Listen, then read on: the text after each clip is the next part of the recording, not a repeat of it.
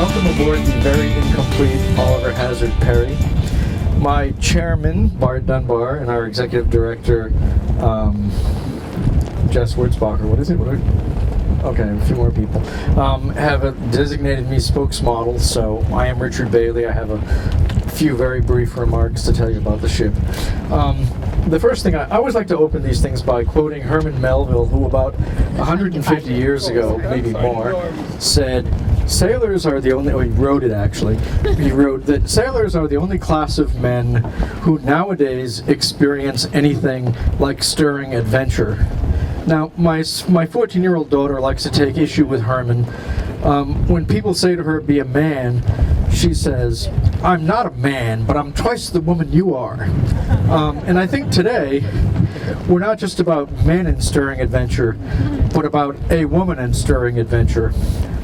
And I think that Virginia will have words of her own about her career in the stirring and adventurous world of tall ships and sail training. I think there is a note of optimism about tall ships. We sometimes think that they are the thing of the past, but I recall reading in a Lloyd's List article back in the 90s, one that Rafe Parker circulated, that said the number of tall ships in the world back in '92 had practically doubled since 1950. And those ships aren't being built to carry cargo. They're really being built to carry one thing, and that is young people.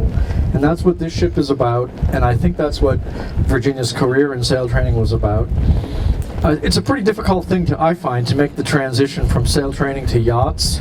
Yachts are an entirely different cargo, and I think Virginia must be a very special person to have made that transition, and I'm sure she'll have something to tell us about it. Perry will be the biggest ship of its type, I think everyone knows, in the country when it's done, aside from the Eagle, which of course is a military vessel, so it doesn't have to face the same fiscal realities as the rest of us. She's now hauled out for a $25 million refit over the next 3 years. Good for them. That's your ship? I was going to say, it's your ship. Right, yeah. But, that's something else I tell kids. When kids come aboard, we had Mystic this summer, the schooner Mystic, and it was a little harder with Mystic, but it works with other ships that are owned by nonprofits. When the kids come aboard, they say, wow, who owns this ship? Do you own the ship? It's like, no, I don't own the ship, I'm just the captain. But in truth, when you have a vessel that's owned by a nonprofit board of directors, you, the stakeholders, own it. Everyone who makes a donation, every kid who comes and sails on the ship, I tell them, it's your ship. You own it. When you're gone and you see this ship 10 years from now, you march right up to it and tell your friends, that's my ship. Because it's not in the possession of a single person or a group of people. It's a really special thing that's community-based. I'm going to be quiet and pass this on to... Oh, sorry. Don't point it at the thing. Oh, wait. And you want that. I'll be really quick. I just have a couple of things to say. I'm Jim Van Winkle. I've owned a couple of boats that Virginia has run for me, and she and I first met over the phone about 6 or 7 years ago. And, oh, sorry, that's for you. The conversation lasted an hour and a half, and we talked about boats and programs and training and money, and at the end she says, it doesn't really matter, all that matters is the relationship. And so here we are. A few days ago, let me say thank you to Karen Kelly, Heather Height, who put all this together for us, and everybody, the Oliver Hazard Perry group, for pulling this together so quickly. The opportunity came up just a few days ago, and one of the ideas that came forward was to honor Virginia's involvement in sail training with a scholarship fund for deserving kids within this program. So we kind of started sending some messages out, and I want to say that I believe we have barely scratched the surface of Virginia's network of family, friends, and people that she's touched. But I'm pleased to say that the scholarship fund, we've gotten 45 contributions, and we're close to $50,000, and that's in about 4 days. Wow. So hopefully that will put a lot of kids on this boat and teach them a lot about sailing and those lessons they need to know. That's right. And the last thing I'll say is I've experienced sailing training at sea. I've spent about 40,000 miles on the ocean with Virginia, and I'm quite well behaved now. I pretty much do what I'm told whenever she raises her voice. So I'm living proof that she can do it. So here's Virginia. Well, thank you, everybody, and I'm going to try to get out of the wind a little bit for the microphone. Yeah. Many thanks to Heather Height, Jim Van Winkle, Karen Kelly, Oliver Hazard-Perry. My gosh, I can't begin to tell you how overwhelmed I am and a little embarrassed. I mean, come on, this is, a lot that's happened in just a few days, and that's all thanks to every one of you that's here. I mean, my gosh. One of the things I really wanted to talk about was certainly my passion for why we're sitting on Oliver Hazard-Perry today. I am so strongly about seamanship, and yes, I've been in the yachting industry for quite a few years, and there is nothing like teaching good seamanship. I'll tell you, the boats that I sailed on before with, Jen Haddock and Sea Education Association, Ocean Star, Galaxy, these were real training ships. You learned seamanship and you felt safe even in major catastrophes. And I have to say, Galaxy had her share. Where's Adrian? Those boats were serious. We spent a lot of miles at sea. We did a lot of horrific, sailing, and you felt safe. You felt like you knew what you were to do in an emergency. I can't tell you how critical that is, and I think, in the yachting industry, and I don't have anything against the yachting industry, it did me well, and certainly, there's a place for it, but you just don't have the seamanship, and I think that's the most critical. And I feel like I did my career well by doing traditional boats first and learning the seamanship skills and emergencies and that kind of stuff before I got into yachts. So I'm very grateful for the traditional boats.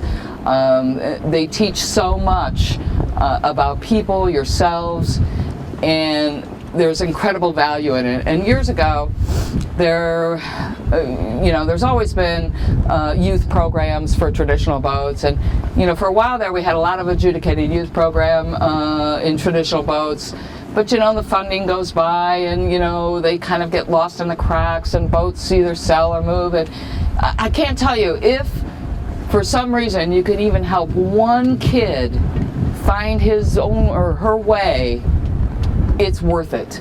Every program that goes out there, if you can just help one kid, it is so worth it. And I was one of those kids. I was a misfit.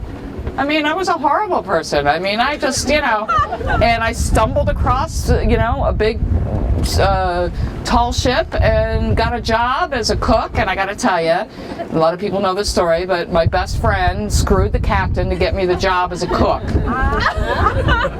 I never cooked a day in my life. I was married for 9 years, never cooked, but there I was on a boat with 18 crew cooking. And, and my friend who screwed the captain to get me the job, she gave me the Silver Palette cookbook. Like, that's going to help me on a $200 a week budget? I don't think so. So, that just turned my whole life around. And, I just kind of got good at what I did.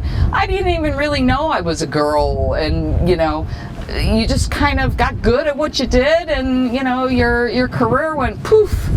And we were talking today with Adrian, who, kind of was the forefront in my early career. And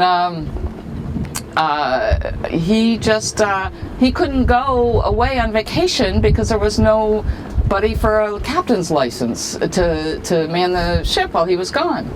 So he forced me into my first captain's license. And, that kind of just snowballed everything for, 28 years. So I think these programs are incredibly valuable.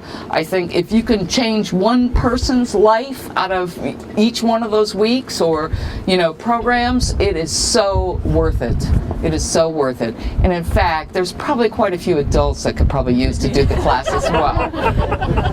Jim was a great student. So I don't know. I just think it's important. I think it's critical if we're going to continue, even in yachting. We need more seamanship skills. And I have to say, as you get your license bigger, you have to take all these classes and classes and classes.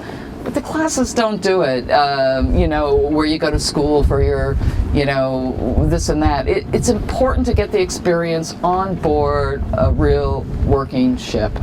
And there is nothing that can replace that. I'm sorry, there is no replacement for a certificate out of, a school in Lauderdale. I'm sorry, but there just isn't.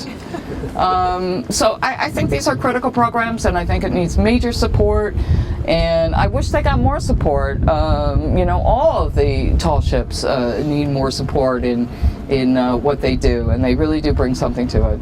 And I hope it's worth, every kid that comes out here. I hope at least one of them is saved, Anyway, thank you so much, all of you. My gosh, I'm really overwhelmed. And thank you, Oliver Hazard-Perry, and everybody that made this happen. Thanks. Thank you. Cheers. Oh, I have one more thing to read. Sorry. Oh, yeah, I'm not over yet. No. So, I have to tell you, Shackleton was one of my all-time, I read everything on Shackleton for years. I mean, that's all, I pick a subject and then that's it. I just read everything about it. And old Adrian, ex-Galaxy, I mean, this should have been his ad for Crew. And I have to tell you, Jamie and I went to England, and we just happened to go to Greenwich Museum, and we just happened to be there when Shackleton's boat was on display there. And I walked in there, and I just had tears running down my eyes. I mean, it was just like, oh my God, this is it. But, dear Adrian, this is for you. This is probably how you got me. Men wanted for hazardous journey, low wages, bitter cold, long hours of complete darkness, safe return doubtful. Honor and recognition just in case of success. It's one of my most favorite things. It's a great Crew ad, and it should probably be out there now. Anyway, thank you all very much.